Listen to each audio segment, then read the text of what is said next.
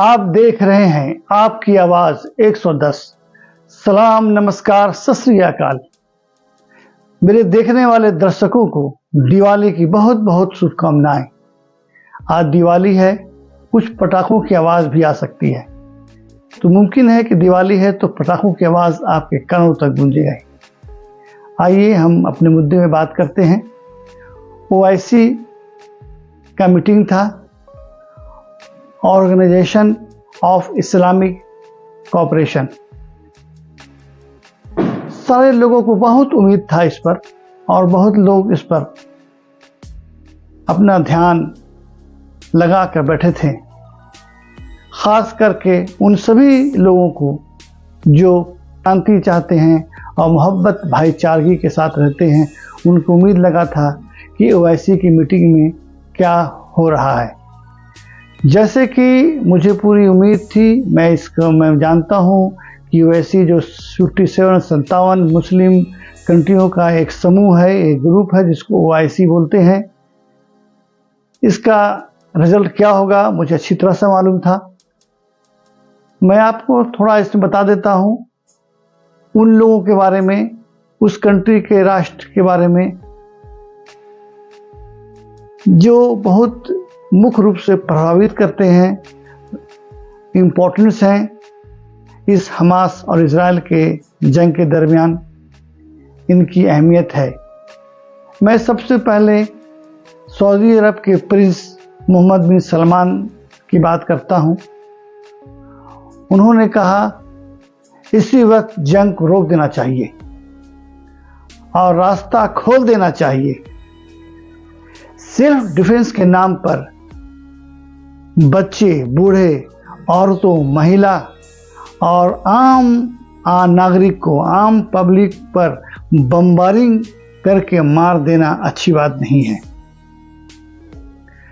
दूसरे, तुर्की के राष्ट्रपति रजब तैयब पर बहुत लोगों ने अपना आंख गड़ाए हुए थे। वो क्या बोलते हैं?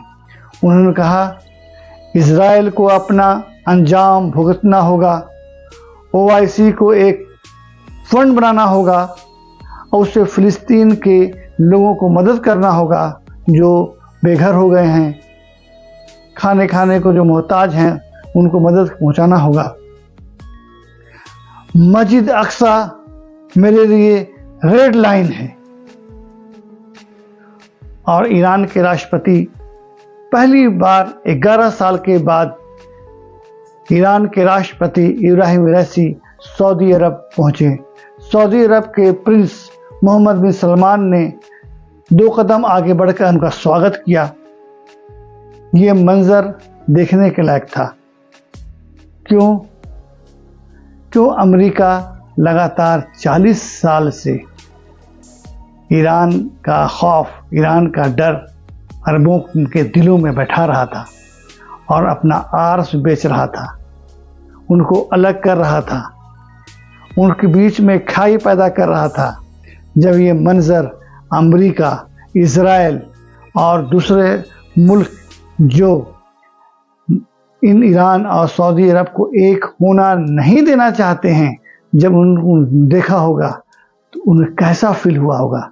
सऊदी अरब के प्रिंस 2 कदम आके बढ़े और ईरान के प्रेसिडेंट इब्राहिम रईसी को हाथ मिलाया और गर्म जोशी से स्वागत करते हुए कुर्सी में बैठाया।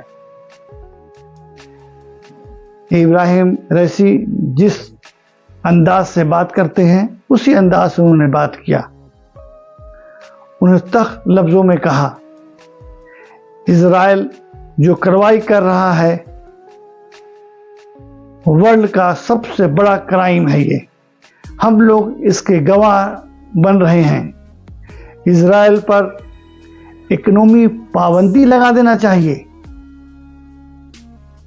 उनका पेट्रोल बंद कर देना चाहिए। सारे इस्लामिक कंट्री को फिलिस्तीन की मदद के लिए हथियार देना चाहिए ताकि वो अपना सेल्फ डिफेंस कर सकें। और सबसे बड़ी बात उन्होंने कहा इस तबाही को खत्म करने का सिर्फ एक ही रास्ता है, जो फिलिस्तीनियों को अपना अलग एक स्टेट दिया जाए।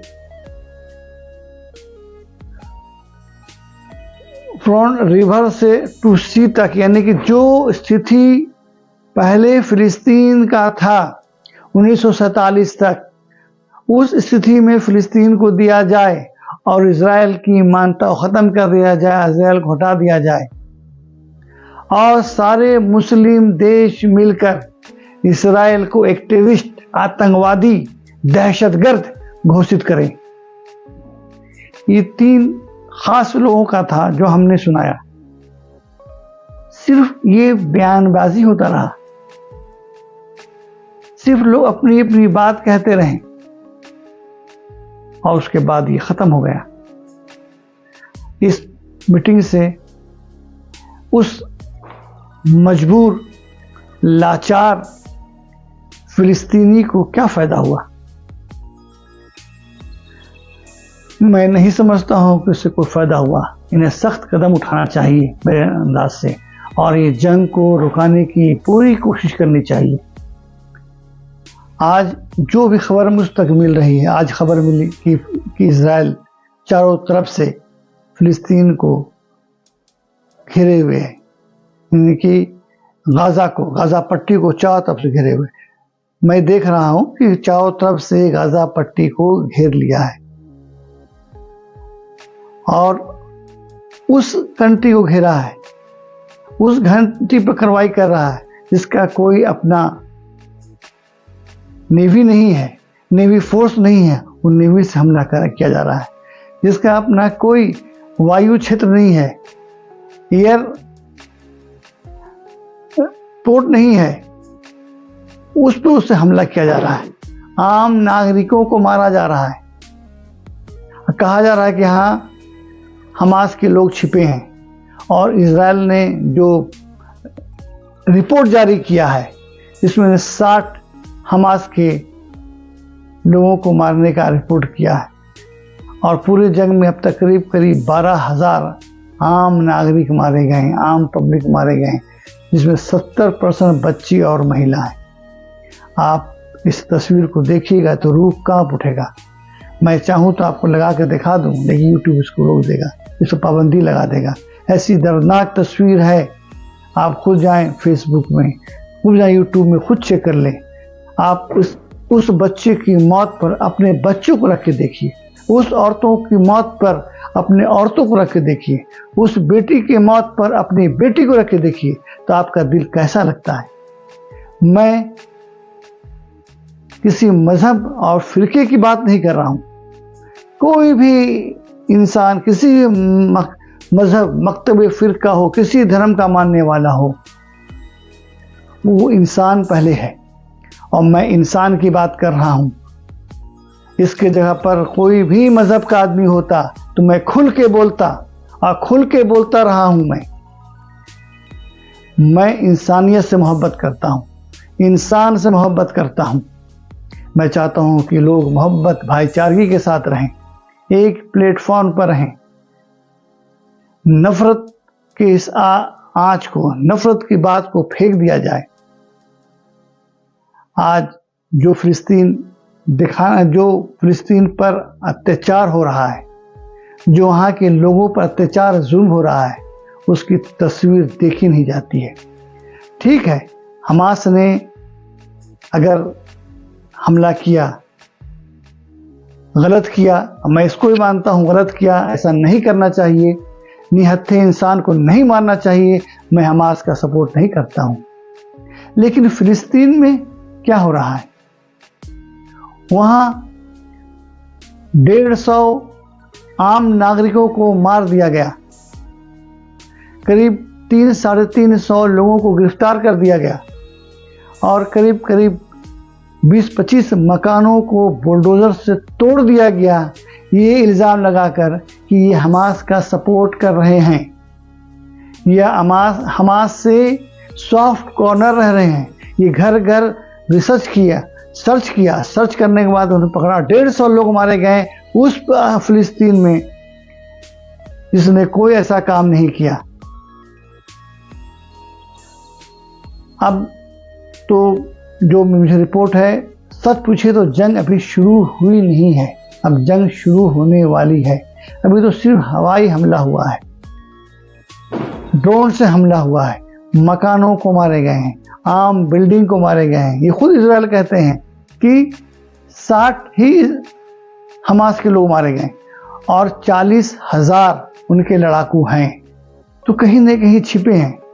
ये फिलिस्तीन जो हमास है, हमास जो रहते हैं वो गाज़ा पट्टी में, तो उसको चारों तरफ से उन्हें घेर रखा है। कहीं 2 किलोमीटर, कहीं 1 किलोमीटर, कहीं आधा किलोमीटर ये घेराव किया है। अब इस शहर के अंदर जंग बाकी है, उनकी फौज बाकी है। अपने लॉस, अपने नुकसान की बात इजराइल नहीं कर रहा है, वो छिपा नहीं रहा है। वहाँ से कोई भी खबर लोगों तक नहीं पहुँच रही है, क्योंकि ब्लैकआउट है, लाइट नहीं है, पानी नहीं है, सारे चीज़ को काट दिया गया है। अब तो 4 घंटे का रिलीफ भी मिला है। 4 घंटे में लोग पूरे जगह, जो पूरे उत्तरी गाज़ा से लोग दक्षिणी गाज़ा की ओर जा रहे हैं। लोगों को हटाया जा रहा है, शहर खाली किया जा रहा है। एक रिपोर्ट आई जिसमें 158 टैंक इजराइल के मार दिए गए हैं। मुझे नहीं पता कि एक टैंक में कितने लोग रहते हैं, 1 रहते हैं, 2 रहते हैं, 9 रहते हैं। मिलिट्री के मारने जाने की कोई खबर मुझे नहीं है और कोई खबर बाहर नहीं आ रही है, लेकिन खबर बाहर आएगी। मैं ये भी मानता हूँ कि इजराइल उस हमास को ख़त्म करने में कामयाब भी हो जाए और गाज़ा पट्टी में कब्ज़ा भी कर ले। लेकिन मैंने पहले भी कहा था और आज भी कहा, इजराइल को हमास से कोई मतलब नहीं है। वो हमास को ख़त्म नहीं करना चाहता है, वो चाहता है गाज़ा पट्टी में कब्ज़ा करना। और याद कर लीजिए, आज की बात नहीं है, जब 1948 में इजराइल को मान्यता मिला और इजराइल एक स्टेट बना, तो वहाँ भी उस वक्त भी इसी तरह से इजराइल ने किया था और करीब 1 लाख के आसपास लोग मारे गए थे और लोग अपने घर बार को छोड़कर चले गए थे। ये है इजराइल, ये इजराइल है। और यकीन मानिए, कभी कभी लगता है कि हिटलर ने जो कहा था वो सच कहा था। मैं हिटलर के पक्षधार नहीं हूँ, मैं हिटलर जो जेनोसाइड किया था मैं उसके पक्षधार नहीं हूँ, लेकिन उसने कहा था कि मैं कुछ यहूदियों को छोड़े जाता हूँ, उसके बाद आप फैसला कीजिएगा कि मैंने अच्छा किया या बुरा कीजिए। ये किसी के नहीं होने वाले हैं, जो इसको मदद करेगा वो उसी के दुश्मन हो जाएंगे। फिलिस्तीन बेचारे मोहब्बतदार सीधे साधे लोगों ने इनको रहने का जगह दिया, इनको ठहराया। जिसने जगह दिया, जिसने ठहराया, आज वही अपने वतन घर को छोड़ के बाहर है। ये आपको सोचना है, आवाम को सोचना है और लोगों को फैसला करना है। मेरी कुव्वत, मेरी ताकत नहीं है कि मैं कुछ फैसला कर सकूं। हाँ, लेकिन मैं सच को सच बोलूँगा, झूठ को झूठ बोलूँगा। मैं लोगों से प्रार्थना करूँगा, रिक्वेस्ट करूँगा कि शांति मिले, इजराइल भी शांति से रहे, फिलिस्तीन के लोग भी शांति से रहें। दोनों लोग एक जगह में रह सकते हैं, 2 स्टेट बना सकते हैं, 2 कंट्री अलग बना सकते हैं और शांति पूर्वक रह सकते हैं। मैं ही कामना करता हूँ, दुआ करता हूँ कि जंग जल्द ख़त्म हो जाए, लोग मोहब्बत भाईचारे के साथ रहें। मैं इसी के साथ अपनी बात ख़त्म करता हूँ और आपकी आवाज़ 110 देखते रहिए और मेरी इस बात को लोगों तक पहुँचाते रहिए और सब्सक्राइब करना ना भूलें। मुझसे जुड़ने के लिए सब्सक्राइब ज़रूर करें। जय हिंद, जय हिंदुस्तान।